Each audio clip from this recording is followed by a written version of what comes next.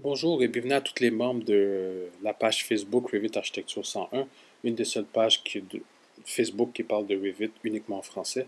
Mon nom est Michel Aubach, je suis un associé de Mac Joseph et aujourd'hui, on va faire une démonstration sur la fonction massing.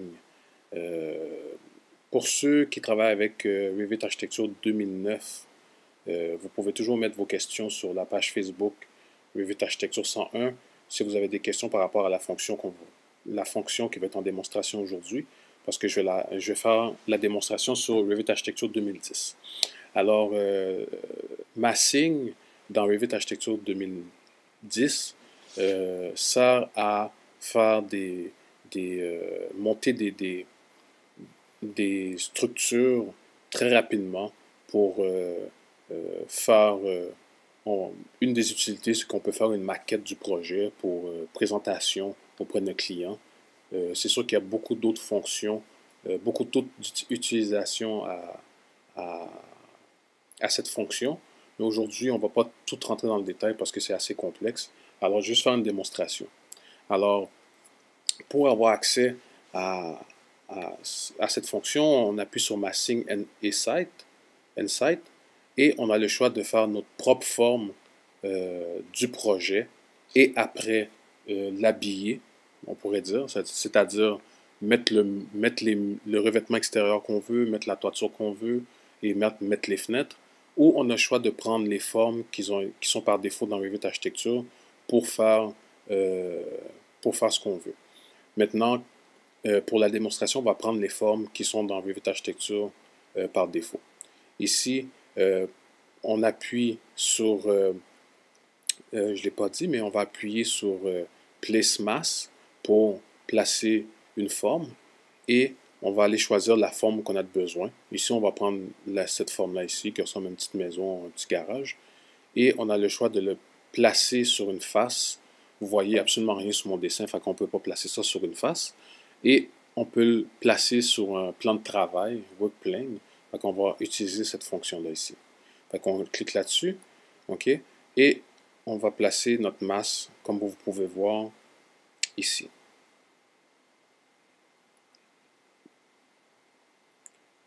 OK?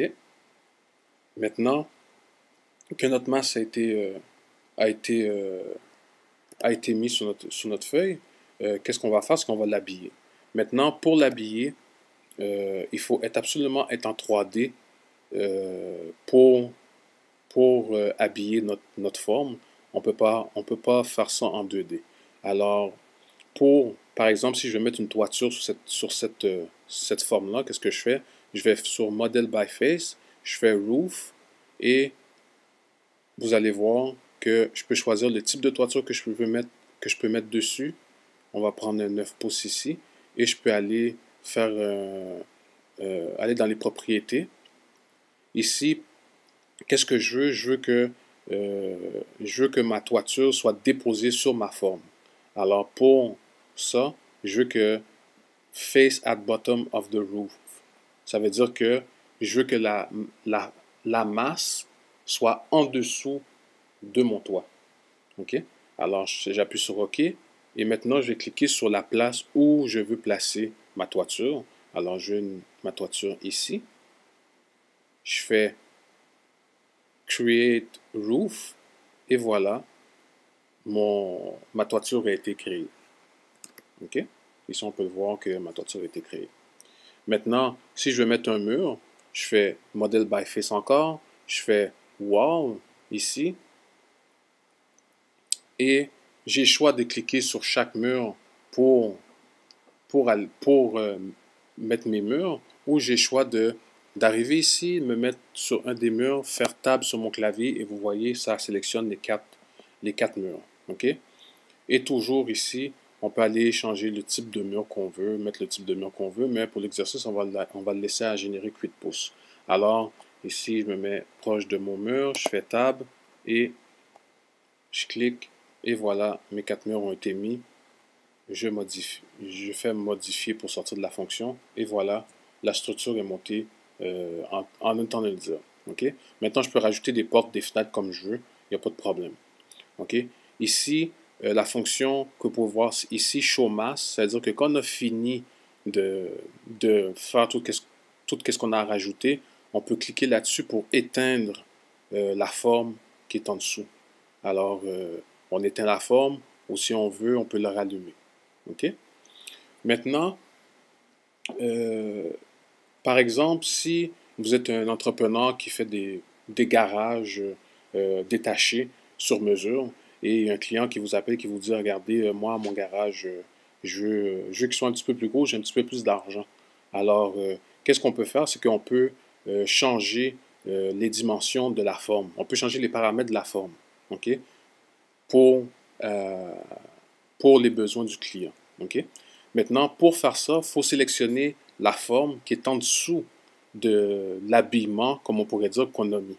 Pour aller chercher, euh, pour aller sélectionner la forme, OK, d'une façon très simple, qu'est-ce qu'on peut faire? C'est qu'on peut faire, on appelle ça un crossbox. OK? C'est-à-dire qu'on fait, on clique et on garde notre main sur notre souris, un clic à gauche, et on fait une fenêtre qui part de droite à gauche, et la fenêtre va être en pointillé, comme vous voyez à l'écran, et elle va sélectionner tout ce qui croise cette fenêtre-là. OK?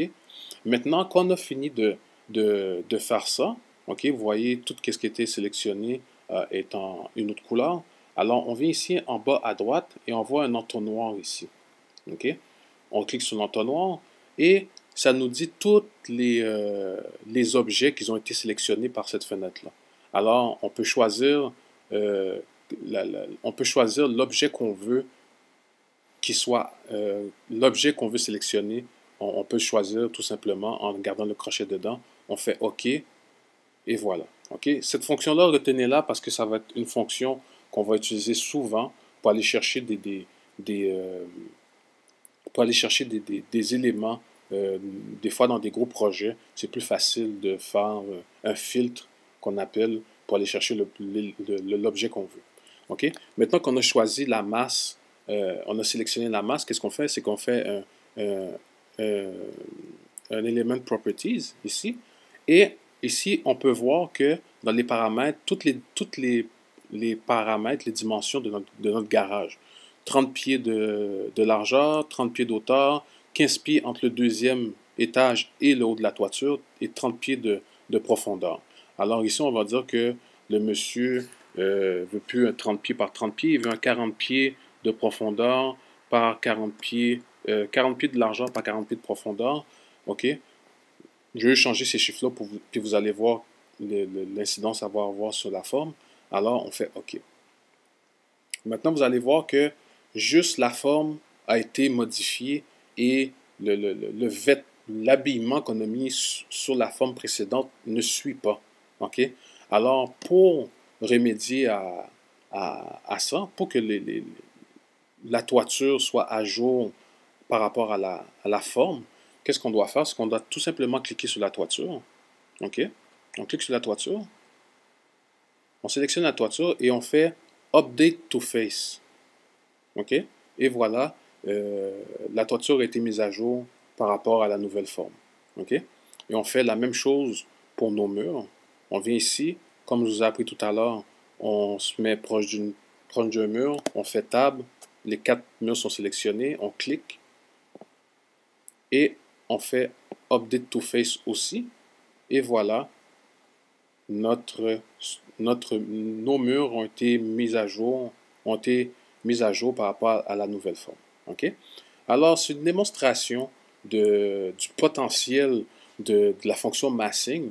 J'ai vraiment été à la base de, de la commande. Alors, si vous avez des questions, juste à mettre vos questions sur la page Facebook Revit Architecture 101. Si vous voulez pousser un petit peu plus vos connaissances sur Revit Architecture, il y a un cours qui se donne le 11 janvier 2010 au CIM. Alors, aux dernières nouvelles, il restait 10 places de disponibles pour les inscriptions. Alors, dépêchez-vous à venir vous inscrire et je vous dis à la prochaine.